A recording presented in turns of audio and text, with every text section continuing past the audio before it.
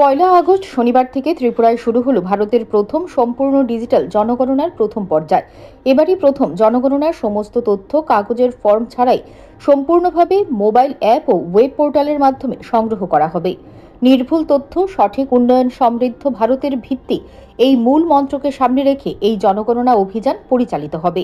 শুক্রবার আগরতলায় আয়োজিত এক সাংবাদিক সম্মেলনে জনগণনা কার্যক্রমের পরিচালক রতন বিশ্বাস জানান, রাজ্যের ৮টি জেলায় জনগণনার কাজ পরিচালনার জন্য প্রায় ৮,০০০ জন জনগণনা কর্মী ও গণনাকারীকে প্রশিক্ষণ দিয়ে নিয়োজিত করা হয়েছে। জনগণনার প্রথম পর্যায় house listing and housing census Poila August থেকে ৩০শে আগস্ট পর্যন্ত চলবে। এই সময়ে গণনাকারীরা প্রতিটি বাড়িতে গিয়ে বাড়ির অবস্থা, উপলব্ধ মৌলিক সুযোগ সুবিধা এবং পরিবারের সম্পদ সম্পর্কিত তথ্য সংগ্রহ করবেন।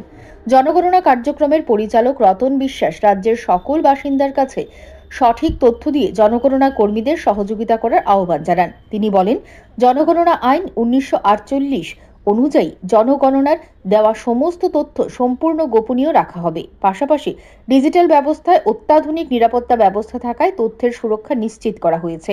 তিনি বলেন, জনগণনার সময় প্রশ্নের উত্তর দেওয়ার জন্য কোনো পরিচয়পত্র বা সরকারি নথি প্রদর্শনের প্রয়োজন হবে না। সংগৃহীত তথ্য শুধুমাত্র জনগণনার কাজে ব্যবহার করা হবে, অন্য কোনো উদ্দেশ্য নয়। প্রত্যেক গণনাকারীর কাছ থাকবে সরকারি জনগণনা কিট, পরিচয়পত্র এবং নিয়োগপত্র, যাতে সাধারণ মানুষ সহজেই তাদের পরিচয় নিশ্চিত করতে পারেন।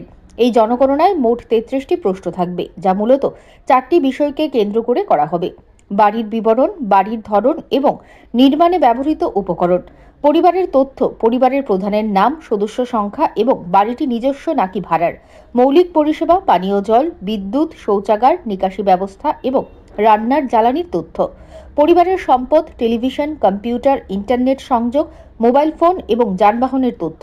তিনি বলেন, জনগণনা অত্যন্ত গুরুত্বপূর্ণ, কারণ এর মাধ্যমে সরকার শিক্ষা, স্বাস্থ্য, আবাসন, কর্মসংস্থান সহ বিভিন্ন উন্নয়নমূলক প্রকল্পের পরিকল্পনা আরও কার্যকরভাবে প্রণয়ন করতে পারে।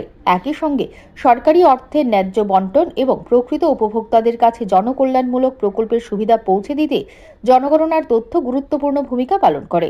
এদিন সাংবাদিক সম্মেলনে উপস্থিত ছিলেন অর্থ ও পরিসংখ্যান দপ্তরের পরিচালক দেবানন্দ রিয়াং, জনগণনা দপ্তরের যুগ্ম পরিচালক PN চৌধুরী এবং জনগণনা ও অর্থ ও পরিসংখ্যান দপ্তরের অন্যান্য আধিকারিকরা।